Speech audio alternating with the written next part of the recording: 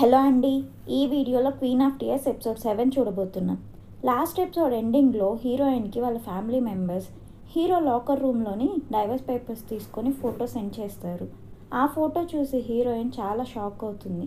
Hero రాగానే ఆమె ఇది నిజం కాదని చెప్పు, నువ్వు చేయలేదని చెప్పు అని అడిగితే హీరో సారీ నీకు ముందే చెప్పాల్సింది అంటాడు. అది విని ఆమె చాలా బాధపడుతుంది. ఆ తర్వాత హోటల్ రూమ్కి రిటర్న్ వెళ్ళాక హీరోయిన్ అక్కడ నుండి బయటకు వెళ్ళిపోతూ ఉంటుంది. హీరో ఆమెను స్టాప్ చేసి వెళ్ళొద్దు, నా మాట విను, నేను ఎక్స్ప్లెయిన్ చేస్తానని చెప్తున్నా ఆమె వినకుండా బయటకు వెళ్ళిపోతుంది. లిఫ్ట్లో వెళుతూ వాళ్ళిద్దరు కలిసి స్పెండ్ చేసిన మూమెంట్స్ అన్ని గుర్తు చేసుకుంటూ బాధపడుతూ ఉంటుంది. ఆ తర్వాత ఆమె రోడ్ పైన వెళ్ళి నడుస్తూ ఉంటే రోడ్ క్రాస్ చేస్తున్నప్పుడు ఒక పెద్ద ట్రక్ ఆమె వైపు వస్తూ ఉంటుంది. ట్రక్ క్లోజ్గా రాబోతూ ఉంటే హీరో అక్కడికి వచ్చి ఆమెను సేవ్ చేస్తాడు. అప్పుడు ఆమె ఇలాంటి సిచ్యువేషన్ మళ్ళీ జరిగితే నన్ను సేవ్ చేయొద్దు అని చెప్పి బాధపడుతుంది. నెక్స్ట్ సీన్లో హీరోయిన్కి మళ్ళీ టెస్ట్ రన్ చేస్తారు. But WBC count cells increase అవ్వవన్నమాట ఆమెకి. ఇదే విషయం డాక్టర్ హీరోని పిలిచి చెప్తారు. ఇలాంటి సీరియస్ ఇల్నెస్ ఉన్న పేషెంట్స్లో బ్రతకాలన్న ఆశ ఉండాలి, ఆ మోటివేషన్ మిస్ అయితే ట్రీట్మెంట్ కూడా చేయలేము. హెయిన్ కరెంట్లీ ఆ మోటివేషన్ లేకుండా ఉంది, మీరే ఏదో ఒకటి చేయండి అని డాక్టర్ హీరోతో చెప్తాడు. సో హీరోయిన్ దగ్గరికి వెళ్ళి ఈ విషయం గురించి మాట్లాడాలని చూస్తే ఆమె డల్గా నాకేం వినాలని లేదు, నాకు ట్రీట్మెంట్ కూడా అక్కర్లేదు, నేను అన్నీ వదిలేశానని చెప్పి వెళ్ళిపోతూ ఉంటుంది. అప్పుడు హీరో ఆమె దగ్గరికి వెళ్ళి నువ్వు లా సూట్ ఏం వేయకుండా నాకు డైవర్స్ ఇచ్చేస్తే దానికన్నా హ్యాపీగా ఇంకేమీ ఉండదు, నీ ఆస్తి అనుభవిస్తూ నేను హ్యాపీగా కంటిన్యూ చేయొచ్చు ఈ లైఫ్, బట్ నేను వద్దనుకుంటున్నానంటే దానికి కారణం ఎవరు, నువ్వే కదా, నీకు కూడా తెలుసు నువ్వు ఎలాంటి పర్సనో, నీతో లైఫ్ స్పెండ్ చేయడం నాకు అంత కష్టంగా ఉంది కాబట్టి నేను డైవర్స్ తీసుకోవాలనుకున్నా, హానెస్ట్గా చెప్తున్నా, నువ్వు చనిపోతున్నావు అని తెలిసినప్పుడు చాలా హ్యాపీ ఫీల్ అయ్యాను, ఇంకొక 3 monthsలో ఈ నరకం నుండి బయటపడతానని, ఇప్పుడు నువ్వు కేసు ఏం లేకుండా డైవర్స్ క్లీన్గా ఇచ్చేస్తానంటే దానికన్నా హ్యాపీ నాకు ఇంకేం ఉండదు అని ఆమెను రెచ్చగొట్టేలా మాట్లాడతాడు.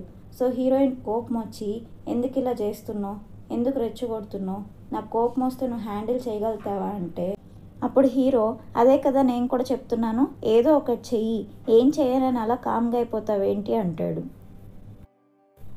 అటు యున్సాంగ్ అండ్ హంగ్సోచుల్ కలిసి రిసార్ట్ ప్రాజెక్ట్ స్టార్ట్ చేస్తారు. వాళ్ళిద్దరు పార్ట్నర్స్ అవుతారు ఆ ప్రాజెక్ట్కి. హీరోయిన్ జర్మనీ నుండి కొరియాకి రిటర్న్ వస్తారు.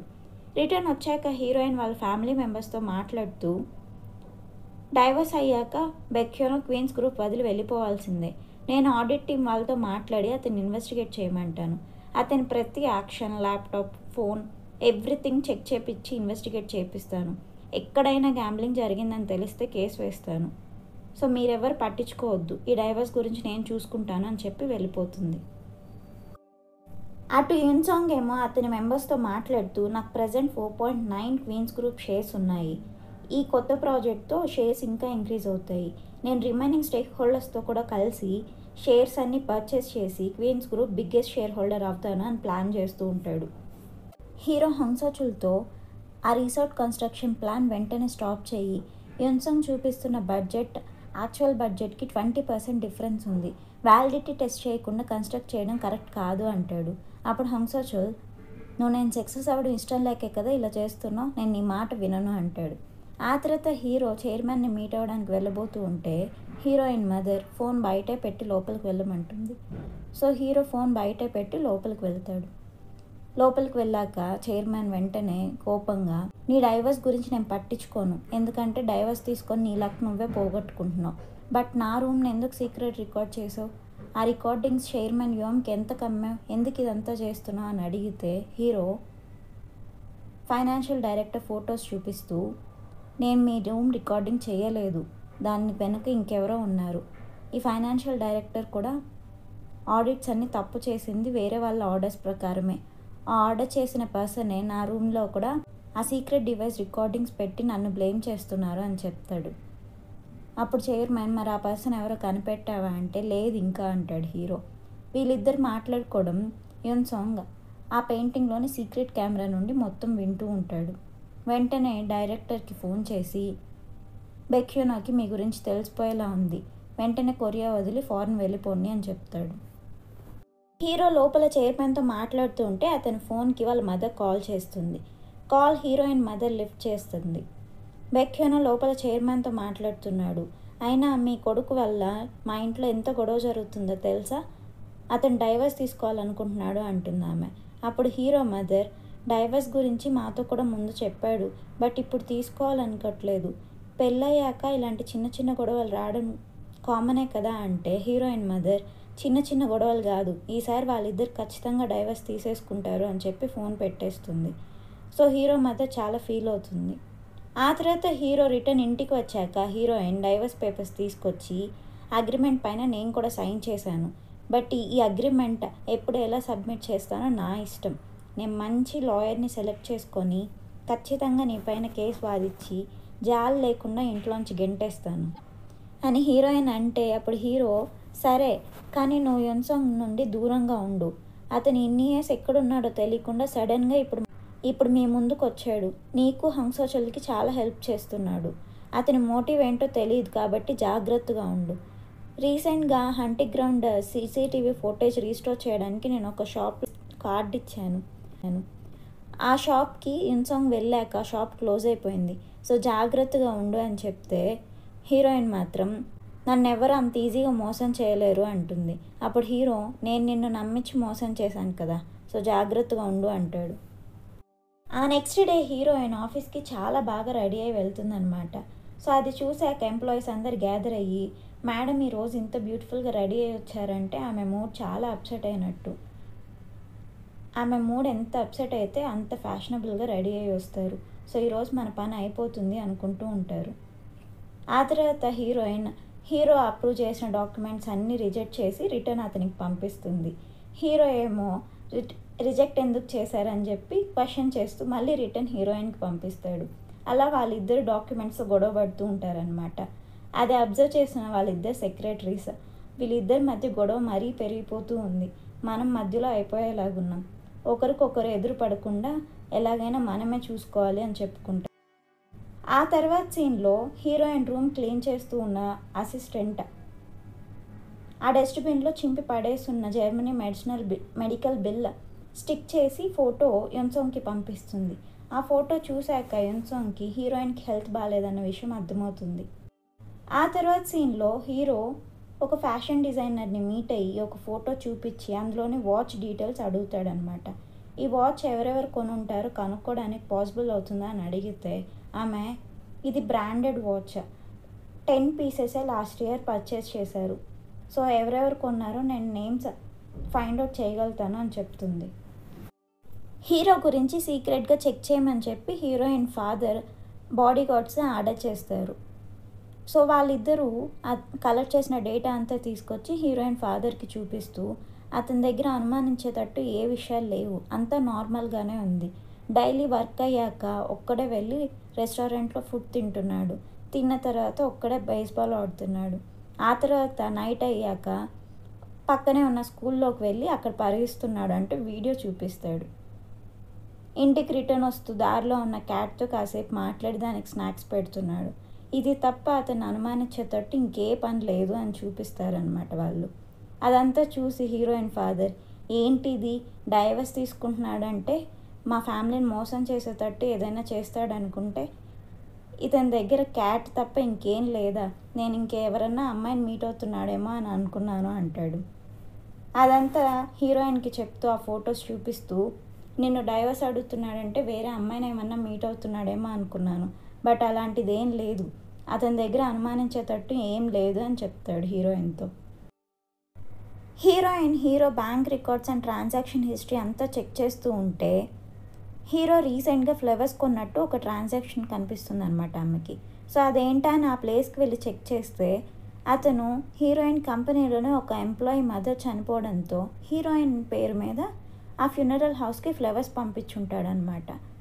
హీరోయిన్ ఆ ప్లేస్ విజిట్ చేయగానే ఆ ఎంప్లాయీ హీరోయిన్ని చూసి, మేడం మీరు ఫ్లవర్స్ పంపించారు, దాంతోపాటు ఇంత బిజీ షెడ్యూల్లో నన్ను చూడ్డానికి వచ్చారా, చాలా థ్యాంక్ యూ అంటూ ఆమెను హక్ చేసుకుని బాధపడుతూ ఉంటుంది.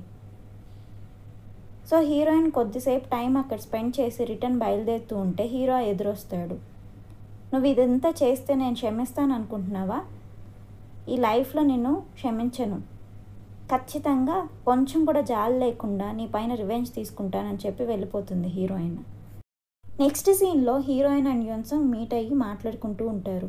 అప్పుడు హీరోయిన్, నీ హెల్ప్ వల్లే నాకు మిస్టర్ హెర్మాన్తో డీల్ కుదిరింది. సో నాకు డెప్ట్ ఉండడం ఇష్టం లేదు, నీకు రిటర్న్ ఫేవర్ ఏం కావాలో అడుగు, చేస్తాను అంటే అతను, బెక్యూనోతో డైవర్స్ తీసేసుకో, మీ ఇద్దరు ఎలాగో డైవర్స్ తీసుకోవాలనుకుంటున్నారు కదా, మరి ఇంకా ఎందుకు లేట్ చేస్తున్నావు అంటాడు. అప్పుడు ఆమె, అది నా పర్సనల్ విషయం, నువ్వు లైన్ క్రాస్ చేసి మాట్లాడుతున్నావు అంటే అతను, మరి లైన్ క్రాస్ చేసి అడుగుతున్నా, అతని ప్లేస్ నేను రీప్లేస్ చేయనా అంటే హీరోయిన్కి బాగా కోపం వస్తుంది. నాకు ఫుడ్ తినాలని లేదు, నాకు నచ్చని చోట నేను ఫుడ్ తినలేనని చెప్పి ఆమె లేచి వెళ్ళిపోబోతుంది.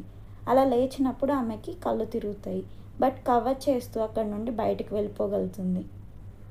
యున్సంగ్ హీరోయిన్ బ్యాగ్లోని ట్యాబ్లెట్స్ తీసేసి ఉంటాడనమాట. ఆ ట్యాబ్లెట్స్ బాటిల్ చూస్తూ ఉంటాడు అతను.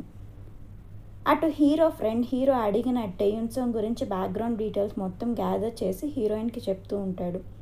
యున్సంగ్ 13 years అప్పుడు కొరియా నుండి US అడాప్ట్ అయ్యాడు. బట్ ఆ అడాప్ట్ చేసుకున్న పేరెంట్స్ రిచ్ కాదు, వాళ్ళు చాలా పూర్. కానీ యున్సంగ్ని అడాప్ట్ చేసుకున్న తర్వాత వాళ్ళు అతన్ని రిచెస్ట్ స్కూల్ అండ్ కాలేజ్లో చదివించగలిగారు. అతను గ్రాడ్యుయేషన్ కంప్లీట్ అవుతున్న ఇయర్లో వాళ్ళిద్దరు డ్రంక్ అండ్ డ్రైవ్ యాక్సిడెంట్లో చనిపోయారు. బట్ నేను నైబర్స్ని కనుక్కుంటే షాకింగ్ న్యూస్ తెలిసింది ఏంటంటే వాళ్ళిద్దరికీ డ్రింకింగ్ అలవాటు లేదంట అని అంతా హీరోతో చెప్తాడు అతను. ఆ నెక్స్ట్ సీన్లో యున్సంగ్ ఇంటికి చైర్మన్ సెకండ్ వైఫ్ విజిట్ చేస్తుందన్నమాట. అతనితో ఆమె మాట్లాడుతూ, ఈ ఇల్లు ఎంత బాగుందో కదా, చైర్మన్ స్వయంగా దగ్గరుండి కట్టించాడు, ఎన్నాళ్ళకి నా కొడుకు ఈ ఇంట్లో నాతో పాటు ఉండగలుగుతున్నాడు, ఇది జరగడానికి ఇన్ని ఇయర్స్ టైం పట్టింది, నువ్వేం వరీ అవద్దు, త్వరలోనే ఈ ఇల్లు ఈ ఆస్తులు అంతా మంది అవుతుంది, మనం జస్ట్ థింగ్స్ ఆర్డర్ చేంజ్ చేస్తున్నాం, ఆ ఫ్యామిలీ పేరు మీద ఉన్నవన్నీ మన పేరు మీదకి వస్తాయి, ఇదేం అన్ఫేర్ కాదు, మనం తలుచుకుంటే ఏదైనా చేయగలుగుతాం, జస్ట్ వెయిట్ చేయి అంటుంది ఆమె యున్సంగ్తో. ఆ తర్వాత ఆమె చైర్మన్ని మీట్ అయ్యి, ఫైనాన్షియల్ డైరెక్టర్ చేసిన స్కామ్ వల్ల మీ వరకు ఇన్వెస్టిగేషన్ జరుగుతుందని విన్నాను, మీ బదులు మీ పిల్లలు మీ మనవడు జైలుకి వెళ్ళడం కుదరదు, వాళ్ళ మీద చాలా బాధ్యతలు ఉన్నాయి, సో నేను మీకు హెల్ప్ చేస్తాను, నేను రన్ చేస్తున్న ఫౌండేషన్లో స్కామ్ జరిగిందని చెప్పి నేను జైలుకి వెళ్తాను, నేను మీకు హెల్ప్ చేస్తాను అంటుంది ఆమె. అది విని చైర్మన్, నా పిల్లలు నా ఫ్యామిలీ చేయలేని పని నువ్వు చేస్తున్నావు, థ్యాంక్ యూ అంటాడు. నెక్స్ట్ సీన్లో హీరో రిటర్న్ ఇంటికి వస్తూ ఉంటే దారిలో హీరోయిన్ ఒక్కటే అంబ్రెల్లాతో ట్రైన్లో ఉండడం చూసి కార్ దిగి వెళ్తాడు ఆమె దగ్గరికి. హే, నువ్వు ఇక్కడేం చేస్తున్నావు అని అడిగితే ఆమె, ఏమో ఇక్కడికి ఎలా వచ్చానో నాకు గుర్తులేదు, కొన్ని రోజుల నుండి టైం స్లిప్ అయిపోతున్నట్టు అనిపిస్తుంది, ఇక్కడికి ఎలా వచ్చానో కూడా గుర్తులేదు, అయినా నేను ఇక్కడున్నానని నీకెలా తెలుసు, ఈ అంబ్రెల్లా చూసి గుర్తుపట్టావా, మనం లవ్ చేసుకున్న స్టార్టింగ్ డేస్లో ఈ అంబ్రెల్లా నువ్వు నాకు ఇచ్చావు గుర్తుందా, నేను జర్మనీ వెళ్ళబోతున్నాను, అక్కడికి వెళ్ళి ట్రీట్మెంట్ చేయించుకుంటే ఈ డిసీజ్ అంతా ట్రీట్ అయిపోతుందంటూ నవ్వుతూ మాట్లాడుతుంది. అది చూశాక ఆమెకి రీసెంట్ మెమరీ మొత్తం లాస్ అయిందని హీరోకి అర్థమయ్యి చాలా బాధపడతాడు అతను. అతను ఏడవడం చూసి హీరోయిన్, నా కోసం నువ్వు ఇంత వరీ అవుతున్నావా, వరీ అవద్దంటే అతన్ని హక్ చేసుకొని ఐ లవ్ యూ చెప్తుంది. బట్ హీరోయిన్ సిచ్యువేషన్ తలుచుకొని హీరో చాలా బాధపడుతూ ఏడుస్తూ ఉంటాడు. తర్వాత ఏం జరుగుతుందో నెక్స్ట్ ఎపిసోడ్లో చూద్దాం. Thank you for watching.